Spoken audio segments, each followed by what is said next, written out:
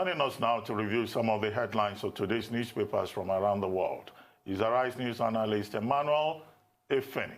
Good morning, Elder Emmanuel. Good morning, Ruben. Good morning, Mr. Efeni. Good morning, Rufai. Good morning, Mr. Efeni. The elegant Tundu Abiola, good morning. Thank you. Yes. You didn't call her Victoria. Yes, I didn't get Victoria this morning. Well, let's start with these day newspapers. The lead story, Kyari, market cabal enriched themselves with subsidy payments. Federal government spent 8.9 trillion on fuel subsidy in 9 years, says PPPRA. Yes, that amount spent is for the period between 2006 to 2015. From 2015 up till very recently, the government has also spent about 2 trillion in either what they call under recovery, another name for subsidy. These are figures from the PPPRA. Now, let's just look at what other newspapers are reporting. Politics, of course, the Vanguard newspaper on the Edo election, the post-mortem. Why we lost Edo to PDP by APC chieftains. APC congratulates Obaseki, says it's victory for democracy. How 2023 permutations ruined party's chance. Buhari, Buni, and Ganduje, yes, Governor Ganduje meet in Aso Rock. Ganduje's daughter is belly aching. I'm sure Oji has a lot to say about that. APC was going to win. I don't know what happened, says El-Rufai, Nasir El-Rufai, the governor of Kaduna State. How Oshomole, Tinubu cost APC, Izeyamu Dieli, Ojo, party leaders to meet this week. 70 society organizations, Lord INEC, police over conduct of Edo governorship poll. Be magnanimous in victory to cool passions. Obasanjo urges Obaseki. Yes, you asked him that question, and he said he was ready to receive any outstretched arms. But he also cautioned that some people should maintain their lane.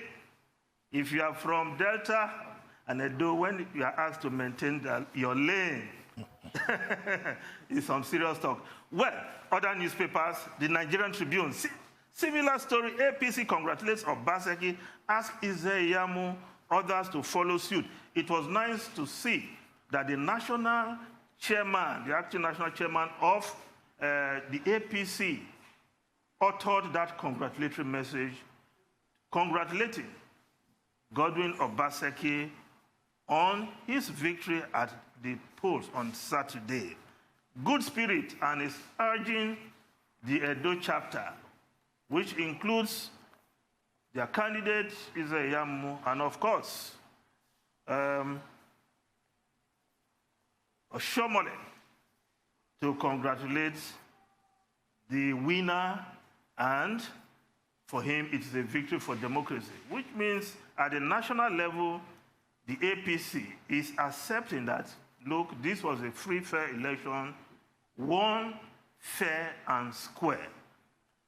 Daily Independent, federal government raises the alarm over neglect of COVID-19 protocols. Says global cases passed 31 million mark in 4 days from 30 million. Urges vigilance at international travels, schools, economy open. Now, the Daily Trust, also the same COVID story, as states reopen schools, federal government urges vigilance, says another lockdown possible, which if you take seriously. Hospitals put on red alert nationwide. Federal government, Northwest, Northeast states meet on template. COVID-19 protocol violated in Oyo, Lagos schools. Children, parents excited in Kano. Now, the Daily Times, more hardships for Nigerian traders in Ghana despite truce. Femi Gbajabiamila embarked on legislative diplomacy. The Vice President Nigeria's Vice President met with his counterpart. Of course, the Ghanaian president was in Nigeria to meet with President Muhammadu Buhari over the weekend, yet the shops of Nigerian traders in Ghana remain shut. If we look at the foreign newspapers quickly, the Times of UK, new 10 p.m. curfew, the Times of UK, the new 10 p.m. curfew for pubs and restaurants.